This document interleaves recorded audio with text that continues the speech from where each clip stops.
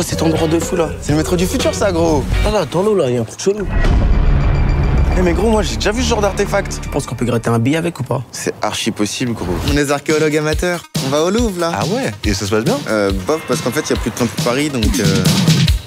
J'ai passé toute ma vie dans la même maison, dans le même quartier, avec les mêmes personnes, dans la même ville. Et je pense que cette espèce d'enracinement, ça a créé un besoin de travailler cette ambiance pavillonnaire-là. J'avais aussi cette volonté personnelle d'en faire comme une bataille politique aussi, de dire il y a d'autres banlieues existent et il y a aussi plein de choses super cool qui peuvent s'y passer. D'où l'idée de faire une comédie avec de la couleur, des situations drôles, de la mélancolie, mais aussi beaucoup de beauté, de poésie, et d'accueillir toutes ces émotions-là dans des paysages de banlieue qu'on voit pas trop d'habitude sur grand écran.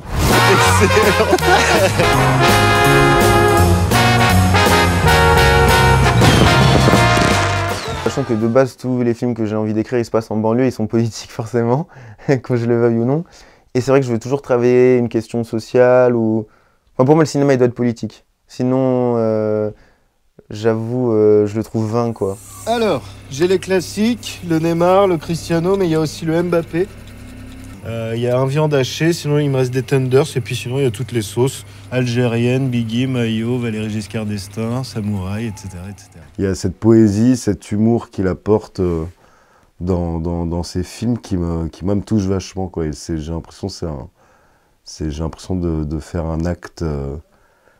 patriotique du 7-7 en jouant dans ces films. Et je trouve que ces scénarios, ils sont intelligents, c'est drôle, c'est fin, c'est des personnages qui sont plutôt émouvants et sensibles, quoi, et ça m'intéresse vachement, ouais. Attends, je te le fais juste une fois, tu me dis. Ouais, ça marche. Bon, ça Ouais, je pensais bien que ce taille va aller très droit par rapport à toi, donc... Ok. Baise en ville, c'est hyper autobiographique parce que ça raconte une période que j'ai traversée, moi, au moment du Covid. Ça raconte donc l'histoire d'un jeune garçon que j'interprète, donc pour ajouter une strate d'autobiographie, un garçon qui s'appelle Sprite et qui retourne vivre dans le pavillon de ses parents après une déception amoureuse. Et en fait, ça se passe pas très bien la cohabitation avec ses parents, notamment avec sa maman. Et il décide de se réinscrire au permis de conduire et de trouver un taf pour financer son permis de conduire. Et ainsi se rabibocher un petit peu avec ses parents qui lui reprochent beaucoup de rien foutre, quoi. Bon, j'y vais, moi. Bonne soirée. Bois pas trop. Mais je vais pas boire, maman, je vais au taf. J'en ai trop bien. Oh putain, le baise en ville, t'as vu ça, déjà? Attends, fais voir. Ah non, mais ça va pas du tout, ça. Ouais? Attends, viens. J'ai eu un coup de foudre pour cette écriture. Alors, je connaissais pas ces films, je connaissais pas le garçon. On me dit, on t'envoie le scénario de Martin Jova. Voilà, ça me dit rien.